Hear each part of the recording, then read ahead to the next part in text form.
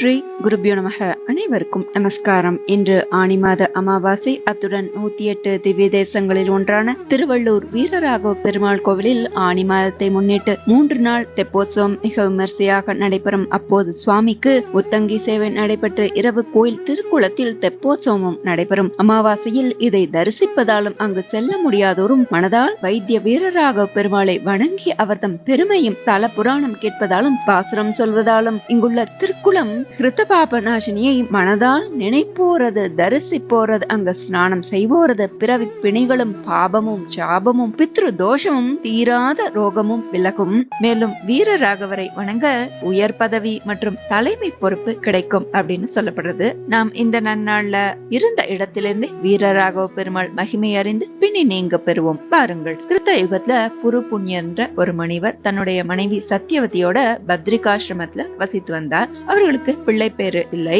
அதனால முனிவர் பிள்ளை பேரு வேண்டி புத்திர காமேஷ்டி யாகம், அதாவது சாலின்ற நெல் வைத்து யாகம் செய்ததுனால சாலி யாகம்னு சொல்லப்படுறது. இந்த சாலி யாகத்தை பக்தியோட செய்ய தொடங்கினார். இதை தொடர்ந்து 1 வருட காலத்துக்கு யாகம் செய்து முடித்தார். யாகத்தின் இறுதி நாளன்று யாகம் முடிவு பெறும்போது ஸ்ரீமன் நாராயணனே அந்த யாகத்தில் தோன்றி, உங்களுடைய யாகத்தினால நான் மனம் மகிழ்ந்தேன், உங்களுக்கு வேண்டும் வரம் என்னன்னு சொல்லி கேட்கிறார். முனிவரும் தனக்கு புத்திர பாக்கியம் வேணும் சொல்லி கேட்க பெருமாளும் அப்படியே தந்தோம் என்று சொல்லி வரமளித்தார். பிள்ளைக்கு முனிவர் செய்த யாகத்தின் பெயரையே சூட்டி ஷாலிகோத்ரன்னு அழைக்குமாறு சொல்லி ஆசி வழங்கி பெருமாளும் மறைந்தார். அதன் பலனாக அவர்களுக்கு ஒரு அழகான ஆண் குழந்தை பிறந்தது. ஸ்ரீமன் நாராயணனுடைய உத்தரவுப்படியே அந்த முனிவரும் அந்த குழந்தைக்கு ஷாலிகோத்ர என்ற பெயரிட்டார். அவரும் நல்ல விதத்துல வளர்ந்து வந்தார். ஒரு தை அமாவாசை நாள்ல ஷாலிகோத்ரர் இந்த திருவள்ளூர் வந்தார். அப்போ அங்கிருந்த கிருத்தாப நாசினின்ற தீர்த்தம், அந்த தீர்த்தத்துல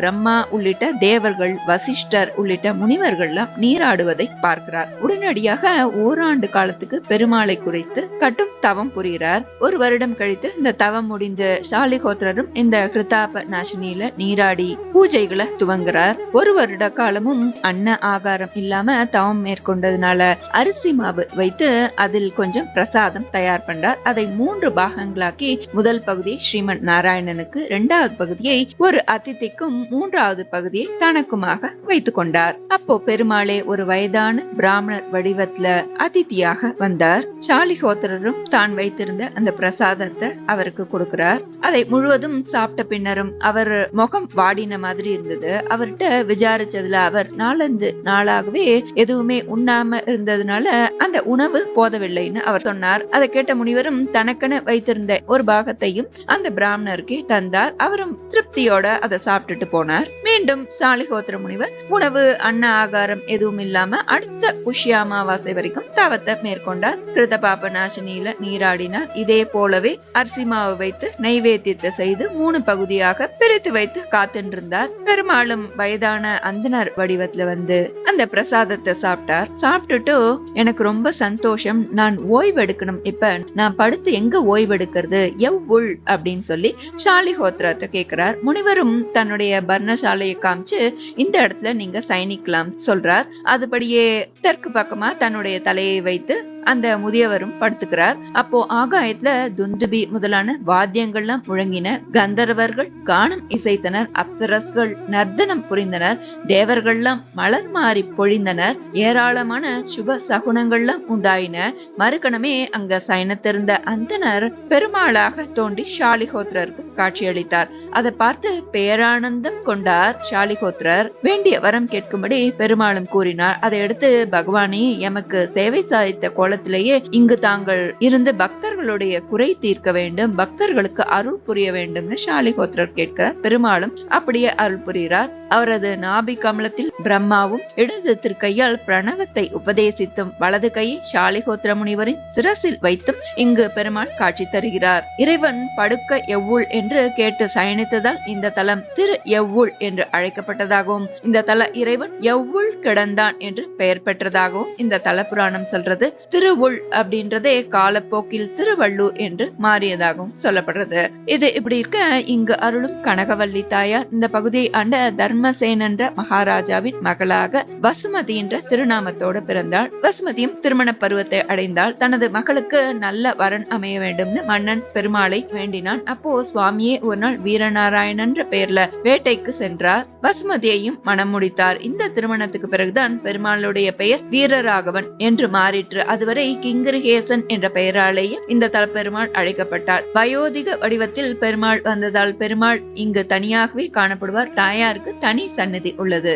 இங்குள்ள திருக்குளம் ஹிருதாப நாசினி மிகவும் புனிதமானது என்பதை நாம் இந்த பாடல் மூலம் அறியலாம். தர்ஷனாத் ஸ்பர்ஷனாத் ஸ்நானாத் சத்யோ ஹிருதாப நாசனாத் அதோ சர்வேஷு லோகேஷு நம்ன ஹிருதாபநாசனாத். ஹிருத்னா ஹிருதயம், ஹிருதாபம்னு நமது உள்ளத்துல இருக்கக்கூடிய வெப்பம், வேதனை, கொதிப்பு, நாசினின்னா அழித்தல், தொலைத்தல். இந்த பிறவி பிணிகள் பாபங்களை எல்லாம் தொலைக்க வல்ல ஆச்சரியமான புஷ்கரணி இது. மனதால் நினைத்த பாபங்கள் அனைத்தும் விலகும், நோய் தீர்க்கும் திருக்குளமாக இது விளங்குகிறது. இந்த திருக்குளத்தை பார்த்தாலே போதும், தொட்டாலும் நீராடினாலும் மனதில் உள்ள அனைத்து வேதனைகள், மனக்குறைகள் எல்லாம் தீரும் அளவிற்கு புனிதமானது. நாமும் இந்த தருணத்தில் இந்த ஹிருதாப நாசினியை கண்ணால் தரிசித்து புனிதமடைவோம். கங்கை, கோதாவரி நதிகளை விட புனிதமாக கருதப்படுகிறது. தக்ஷனின் மகள் தாக்ஷாயினி சிவபெருமானின் பத்னி. தக்ஷனின் யாகத்துக்கு போகாதேன்னு சிவன் தடுக்கிறார். ஆனால் அவள் கேட்காமல் போக அங்கு அவள் அவமானப்பட்டு நெருப்பில் இறங்கி விடுகிறாள். அதனால் சிவனுக்கு ஏற்பட்ட தோஷம் நீங்க இந்த கிருத்தபாப நாசினியில் நீராடி பெருமாளை தரிசித்து தோஷம் நீங்கியதாக தலபுராணம் சொல்றது.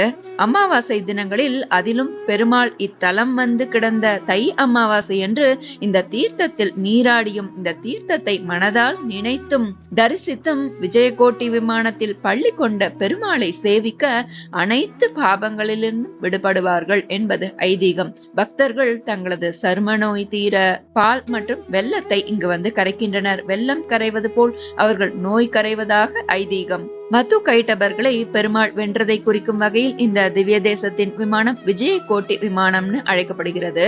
மகரிஷிகள் சிலர் இங்கு வந்து யாகம் நடத்தினர். அப்போது இரு அசுரர்கள் மது கைட்டபர்கள் யாகத்தை நடத்த விடாமல் தொந்தரவு செய்தனர். அதனால் ரிஷிகள் மகாவிஷ்ணுவை வேண்டவே அவர் அசுரர்களை வென்று யாகம் தொடர்ந்து நடக்க அருள் புரிந்தார். இந்த வெற்றியை குறிக்கும் வகையில் விஜயகோட்டி விமானம் அமைக்கப்பட்டது. இந்த விமானத்தை தரிசித்தால் அனைத்து செயல்களிலும் வெற்றி கிடைக்கும் என்பது ஐதீகம். இன்றும் தன்னை நம்பி வந்து சரணடைபவர்களின் பிறவி நோயை மட்டுமல்லாமல் உடல் நோயையும் தீர்க்கும் பெருமாள் வைத்திய வீரராகவ பெருமாள்.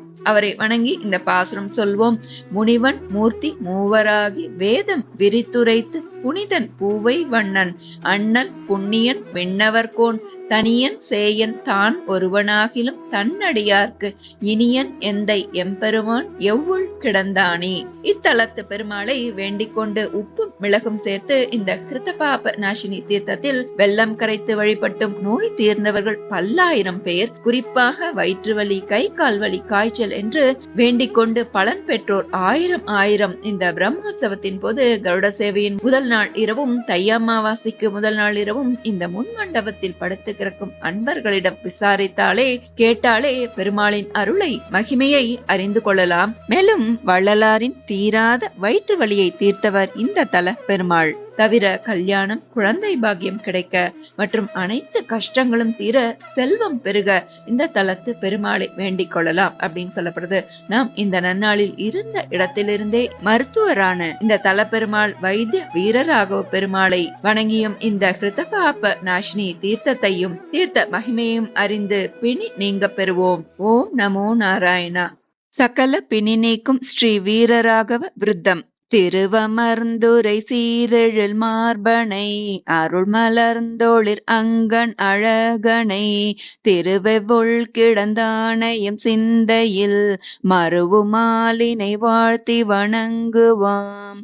எவ்வுயிர்க்கும் இருந்துணையே என செவ்வனே தொழும் சிந்தை உடையவர் எவ்வுடற்பிணி எய்தினும் அக்தர எவ்வுளீசன் இணையடி காக்குமே. எவ்வுயிர்க்கும் எவர்க்குமிருந்துணையே என செவ்வனே தொழும் சிந்தை உடையவர் எவ்வுடற்பிணி எய்தினும் அஃதர எவ்வுளீசன் இணையடி காக்குமே. எண்ணரும் சுவையோடருளீந்திடும் பண்ணமர்த்தமிழ் பாசுரமானவன் நன்னரும் பதம் நல்கிடும் எவ்வுளம் அண்ணல் என்ன வழிந்திடுமல்லலே. காக்க என்ற கரியின் கடுந்துயர் போக்க வந்த பொருதிரளாழியான் நீக்கமின்றி திருநிறை எவ்வுளூர் சீர்க்க நின்ற திகழொளி செல்வனே. பேரோராயிரத்தானெம்பிரான் பரன் ஏருடை திருவெவ்வுளிரையவன் நாரணன் படநாகனையானருள் வீரராகவன் மெய்யடியோங்களே. சொற்பதங்கள் கடந்தொளிர் சோதியை பொற்பொருப்பினை பொற்புருரூபனை விற்பெருந்திரள் வீரனை பேரெவுள் பற்பனாபனை பாடிப் பணிவனே. என்பெலாம் உள்வுருக விழுந்திடும் அன்பினாலகத்தாழ்ந்தருள் பாடுவார் துன்பெலாம் துடைக்கும் சுடநேமியான் இன்புலாவடி வெவ்வுள் இறைவனே. அஞ்சிறை பறவை அது தாங்கிடும் கஞ்சவார்கழல் கை தொழுவாரவர் நெஞ்சமேவி நிறைந்தருள்வார்த்திடும் மஞ்சனாரிடம் வன்புகழ் எவ்வுளே. தடவரை தனை தாங்கி நின்றாமையாய் கடல் கடைந்த களைப்பு கொழுதிரு இடமெனக் கொண்டு எவ்வுள் கிடந்தெம்பிரான் படவரவ்வனை பைய துயின்றதே. இரவு நண்பகல் எப்பொழுதும் ஒன்றன் குறைகழற்புகழ் கூறுவன் எவ்வுளாய் அரவமெல்லனை பள்ளி கொண்டாயருள் பரவுமென்மன பள்ளி எந்நாள் கொலோ. வீரராகவ பெருமாள் திருவடிகளே சரணம். நமஸ்காரம்.